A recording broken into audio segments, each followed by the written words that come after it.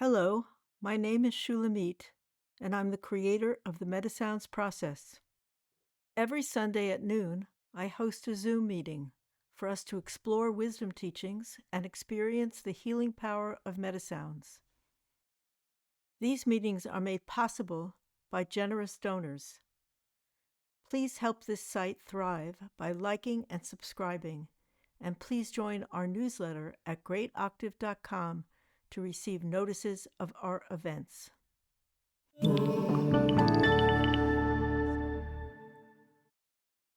The subject today is time. When we're busy with our lives and we know we should be doing something that we know is important, and yet, well, we're busy. We don't have time for that. We have social obligations, we have work obligations, we have family obligations. We're busy. And a lot of that stuff is pleasant, and we don't really feel like pushing it aside. And so we say, well, I have no time. But as the great wisdom master Lao Tzu of the, 6th century BC said, when you say you don't have time, it means you don't want to do it.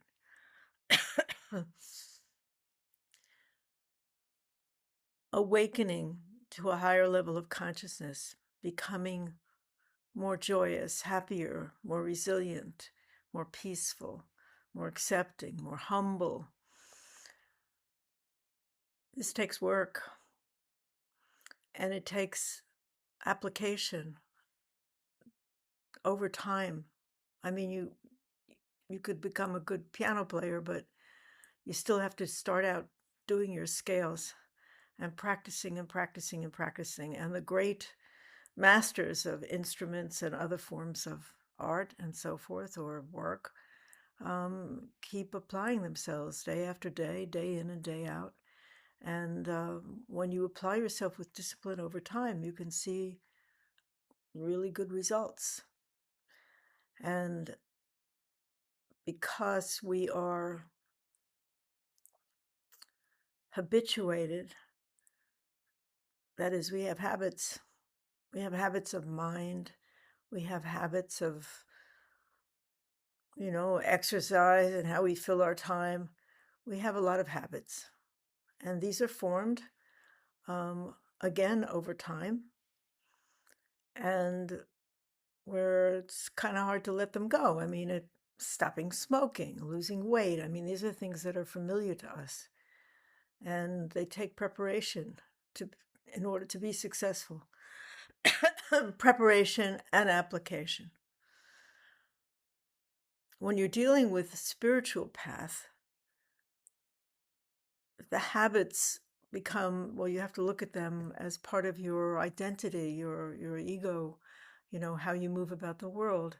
And we're reluctant. We're reluctant to let certain ideas go. We have a narrative of our life. We can tell you exactly why we are the way we are. We can tell you about our parents and our upbringing and the story and so on. And that in itself reinforces it. So you tell your story to yourself in one way, and then, for example, I might listen to it and have a completely different conclusion, as others of your friends and neighbors and loved ones would have. So your version is, well, it's your version, is not the only thing that's going on. We need to shake some of these things loose if we're going to see the truth about our lives and begin to be happier and more able to deal with difficulty. This is a hard path, and so we seek companionship in it, but ultimately it really is between us and ourselves, and how we decide what we're going to open up to in our lives, what we're going to become. So again, it's hard work over time. So when you say, I don't have time, it means you're not ready or you're not willing to do it. The effort, I mean. And the effort can't be slipshod. It has to be consistent. If you're going to try to lose weight, you couldn't say, well, today I'm going to eat as much as I want, and tomorrow I'll go on the diet, and the next day I'll say, well, I can eat as much as I want. That's not how you succeed in this task or in any task. Anything, to become good at anything, requires consistency over time. So awakening, and awakening means looking at things the way they are, not the way you would like them to be. You could read the paper and you could say, why did that person do that terrible action? Why did he kill so many people? Why did he do this? Why did he do that? Or why did she do this? Why did she do that? And then it's not part of your worldview. And you say, well, that just can't be, people can't be doing these things, but they're doing them all the time. There are wars all over the place and there's cruelty and criminality, but there's also a lot of goodness, as I'm sure you know. To achieve that sense of awakening, to be able to see more clearly, we have an obstacle before us, and that is ourselves, our own ego, which stands in the way and tries to defend the perimeters from attack. In other words, to stick with what your idea is, to stick with the way you see things are, and to refuse to allow anything new to enter. So when you work consistently through the sound and meditation and self-observation practices to awaken, you have your ego fighting you, and you are aligned with your ego. You think your ego is you. You think your identity is you.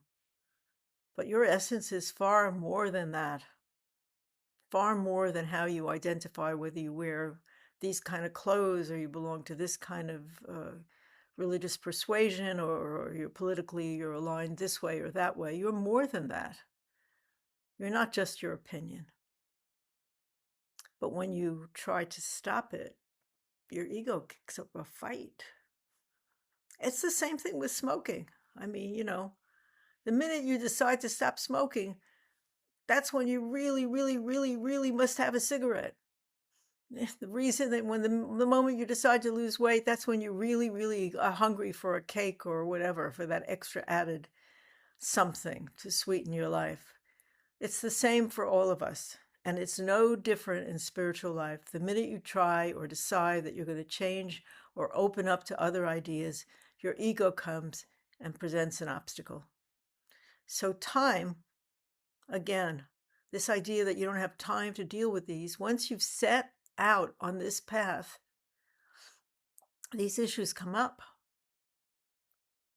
There was a story, I think it's true, I don't know. There was a story about one of the Zen masters who came to the United States in the 60s, and he would have large groups of people come to listen to his lecture.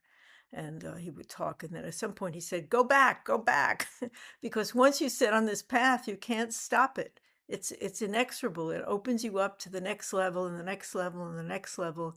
And each time you have to deal with your fear.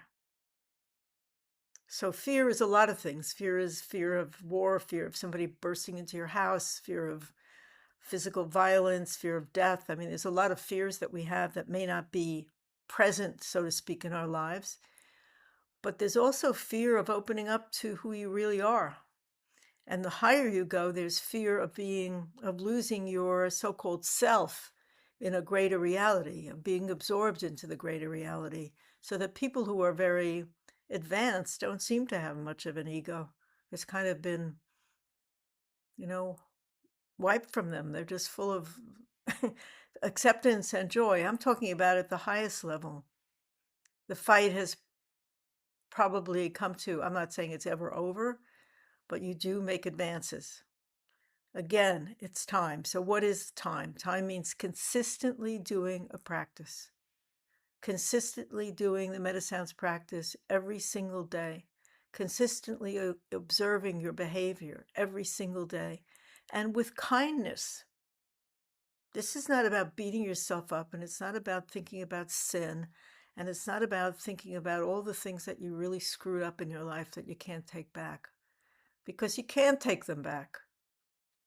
But you can transform them, you can redeem them in some way through acceptance, through promising not to continue in behavior that's not good for you. So you have to have a keen, sharp mind. You can't say things that just are good for comfort, like comfort food, You need to really look. So you have to do that carefully, with discipline, and always with compassion. A lot of the religious teachings seem to be bent on talking about sin and punishment and whatever. Why not put that aside for a bit and just say, look, look at what you've done, look at your nature, and try to get to the core, to the essence of your nature, because that is where you connect to a higher reality. That is what sustains you. That is what is beautiful. That's what allows you to take all the bad things that happen in life, and there are many bad things that happen in life, allows you to take that with a greater degree of ease. It's not that you go back and you say, oh, I forgive myself for everything I ever did, because look, we're all mature people. We've all done things that are not really forgivable. They can't be taken back. Maybe even the people that we did them to or we were involved with are gone now and not on this plane anymore. You can't fix it, but you can be extremely compassionate and kind about it and recognize your humanity. So again, to recognize your humanity and to cultivate compassion, you have to remember every single moment of your life to keep the concept of compassion in your mind. And the way that you can do this without being burdened by it is to cultivate the compassion sound, the ah sound, which reminds you that you are a person. You're complicated. Sometimes you're beautiful. Sometimes you're ugly. Sometimes you're brilliant. Sometimes you're stupid. Sometimes you have blind spots. Other times you see very clearly. You're a complete, whole person, complicated and pulled and tugged and pushed and prodded by all variety of inputs, pressures from your family, from yourself, from society, from the world at large that you may have nothing to do with the decisions that are being made in the halls of government, but which might have a really, really big impact on your life. Somehow we have to walk through all of that. It's kind of like a minefield, right? And then one of the great rabbis said, life is a narrow bridge, and the key thing is not to be afraid. Now, when you're young, life seems like a vast bridge with many, many lanes, and you can choose this one or that one or that one or that one. In reality, your choices are more limited, but that's how it appears to you. But as you get older, you see that it really is a narrow bridge. It really is getting tighter and tighter and tighter and tighter as you walk it. And you could fall this way or that, but you have to keep your confidence and your compassion, and above all, your love. I think there is really, it's my conclusion. You can obviously come to your own conclusion, but my conclusion is at the end of this story that the one thing that really counts is love. To love yourself, to love other people, to be kind and to be generous, to be loving. That's what transmutes things. That's what transmutes things. And you can get to that through a discipline. Because when you're making the sounds, your organs are getting educated. You're not thinking, it's beyond words. Your organs themselves are becoming educated. How else can you look at this world? Look at the mess we're in now, which is just beginning to unfold. I think we all know that. This coming decade or decades beyond, I don't know. We have a lot to sort out, and we have to come to our senses because this is a time of transition and transformation. So you may not think of yourself as a person who has a lot of power, as a person who influences anything. Certainly you don't, you're not one of the leaders of the world or whatever, but you have a huge impact.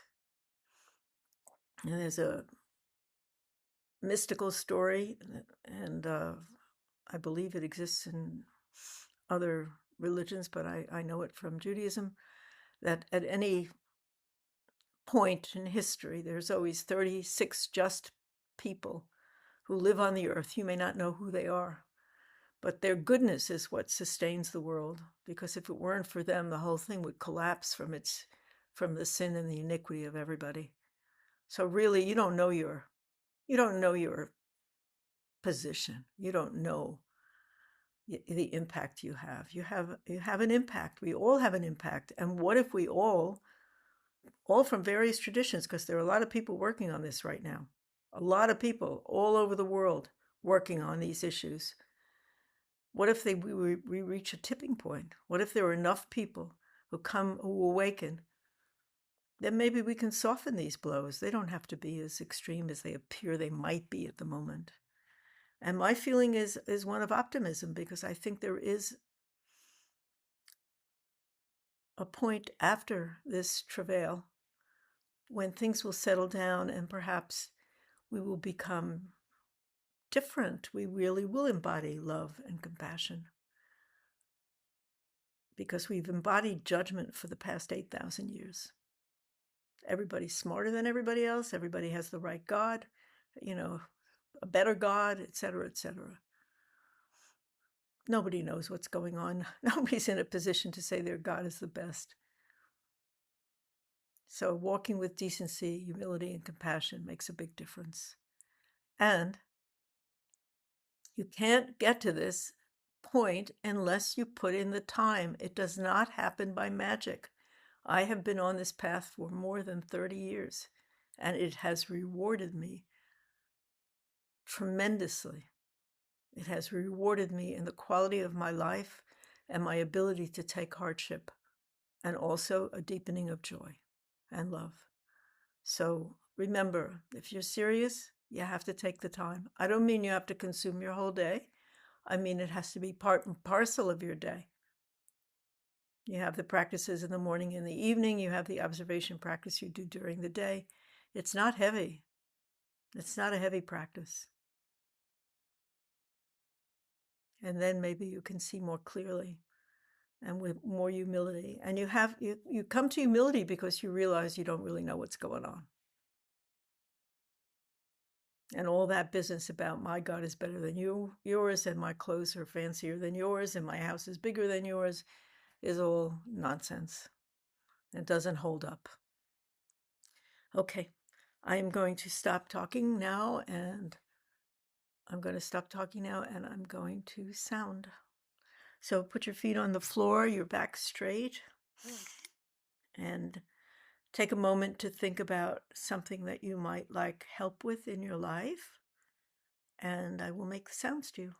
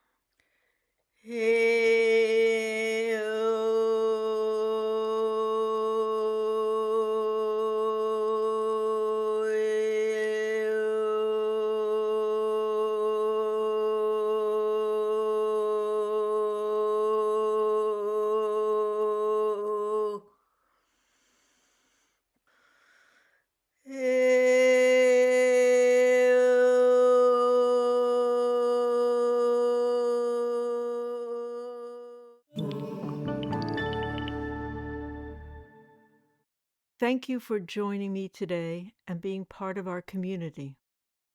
I invite you to join us every Sunday at noon Eastern Time for the full live experience. Wishing you a wonderful week, and I look forward to connecting with you soon.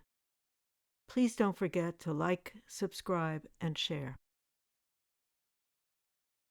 Visit greatoctave.com for more details about these webcasts, our newsletter, donations, and more.